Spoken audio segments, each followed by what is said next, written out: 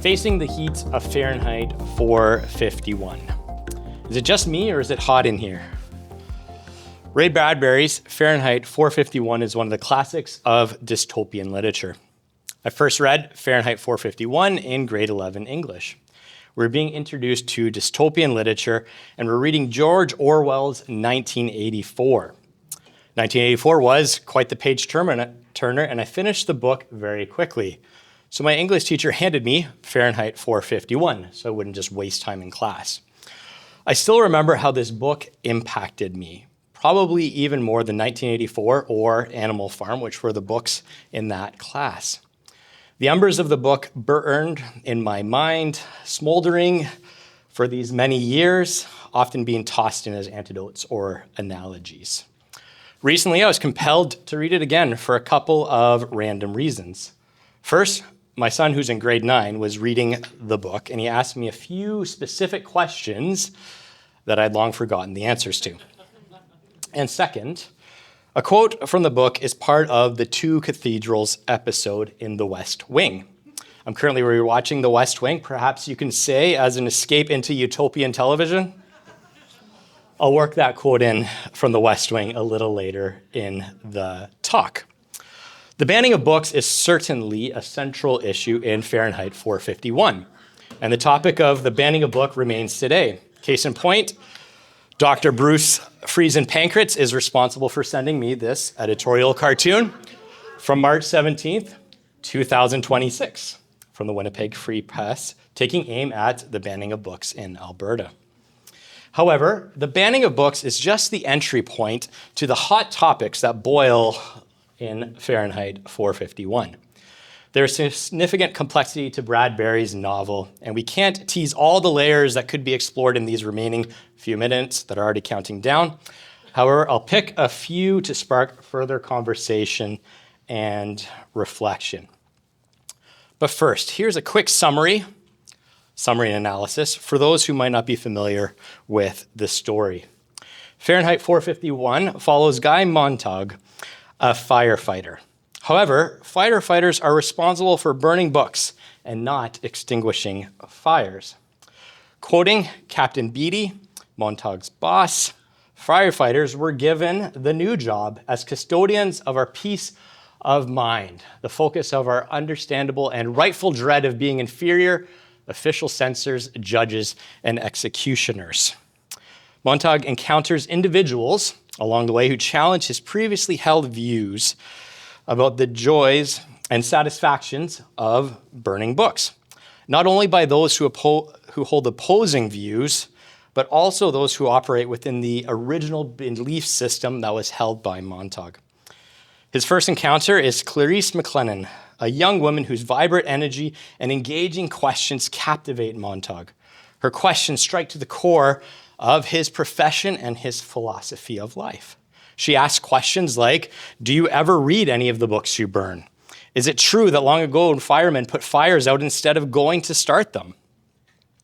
Montag also has questions. Perhaps the most important comes as Montag observes Clarice's mother, father, and uncle sitting around talking. He asks, but what do you talk about? Clarice laughs at Montag's question, which exposes his lack of imagination.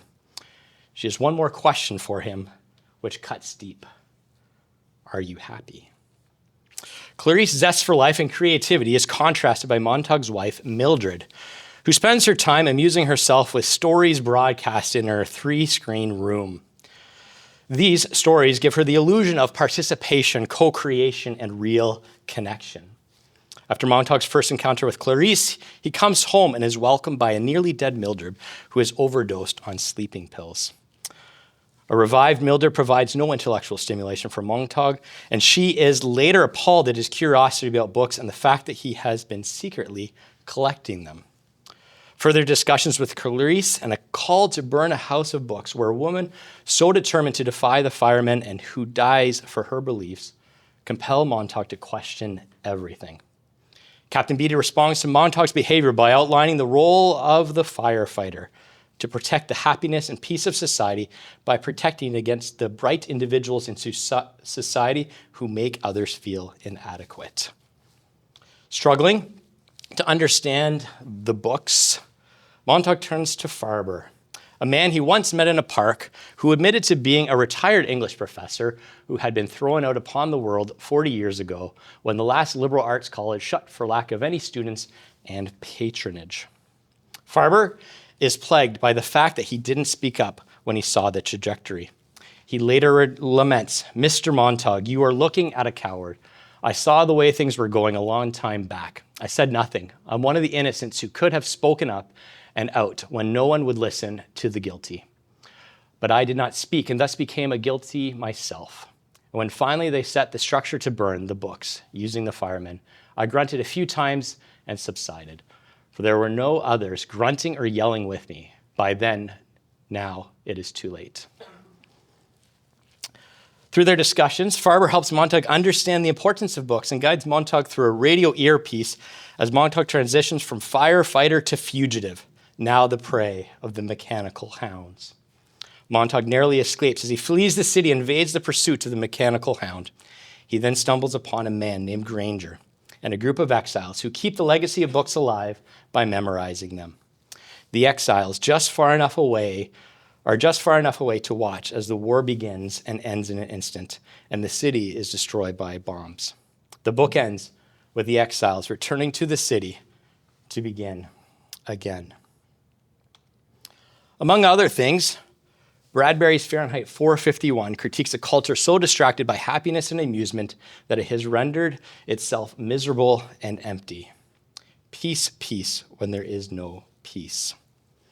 A society that was so averse to complexity that it destroyed itself. Farber represents a university professor who recognizes the turn in society and didn't do what was necessary at the time. Thinking of this context, the university must not be a place where amusement and happiness are the answers to the profoundly difficult questions facing society.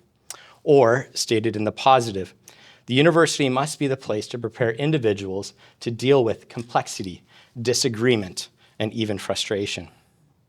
For me, probably the most troubling thing is that what Captain Beatty says to Montauk about why books became illegal is actually true. Society no longer wanted to be challenged with complexity, so that was taken away.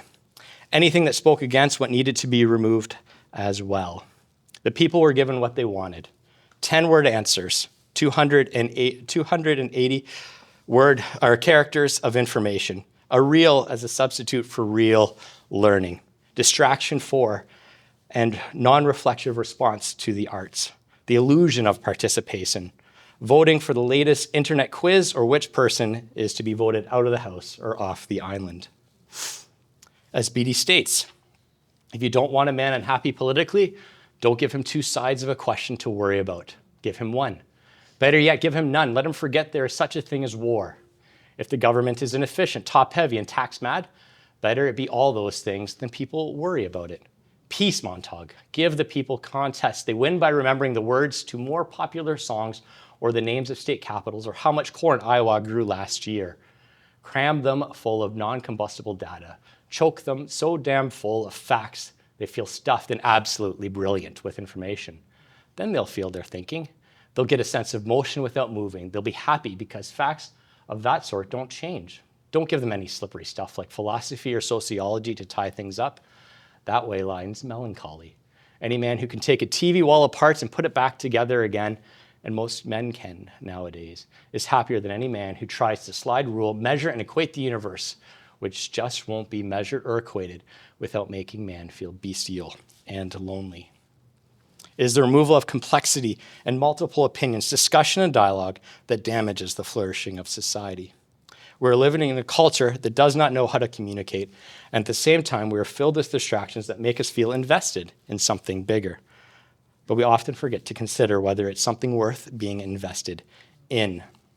With screens behind me and the full awareness that this Prov Talk will be made available on streaming platforms, and marketing has done a good job on social media, I'm not saying these things are bad and that there's no place for them for providing happiness or amusement or some distraction in life. Some distraction is important for living the good life. However, it is essential that distraction doesn't prevent critical and necessary engagement with the foundational questions of life. That there isn't just the experience of education without education. To this point, Beattie describes that part of Clarice's rebellion from the norm is that she didn't want to know how a thing was done, but why. For a flourishing society, the how of a task cannot be approached independently of the why we should do a task. The why is often very complex, and the absolute right or wrong found somewhere between and not obvious without debate, honest debate. A failed society can't engage in that conversation. Too often, conversations are limited to one opinion that the individual defends their views without wavering inside that echo chamber. Learning is uncomfortable. The quote that Wessing uses from Farber's instruction to Montag, not to worry about making mistakes. Farber says, make mistakes. Have good conversation, have good debate. And he says specifically here, if you hide your ignorance, no one will hit you and you'll never learn. Today, it might not be so much that people hide their ignorance, but that they clothe it with one-liners and unrelenting confidence and bravado. Again here, intellectualism modeled at the university can provide a path forward. The university can exemplify complexity, conversation, honest dialogue that catches fire in society, but only if we accept and champion its value. I mentioned The West Wing before, created and written for the first 4 seasons by Aaron Sorkin. 2 of his other shows, Studio 60 on the Sunset Strip. Everybody should spend $10 and buy it on Apple TV right away. And The Newsroom. Both of these shows begin with a rant in the first episode that confronts what Sorkin sees as a failure in society. Many of those tones resonate with Bradbury's argument in Fahrenheit 451. I often wonder if Sorkin started a show about the university, what the rant would sound like. Perhaps it could be pieced together from the words of Fahrenheit 451. However, hopefully, the words of Farber's assessment are not true today, and that it is not already too late. Perhaps the fires that currently engulf society will bring forth new life, as often takes place after a forest fire. Regardless, we are facing the heat of Fahrenheit 451.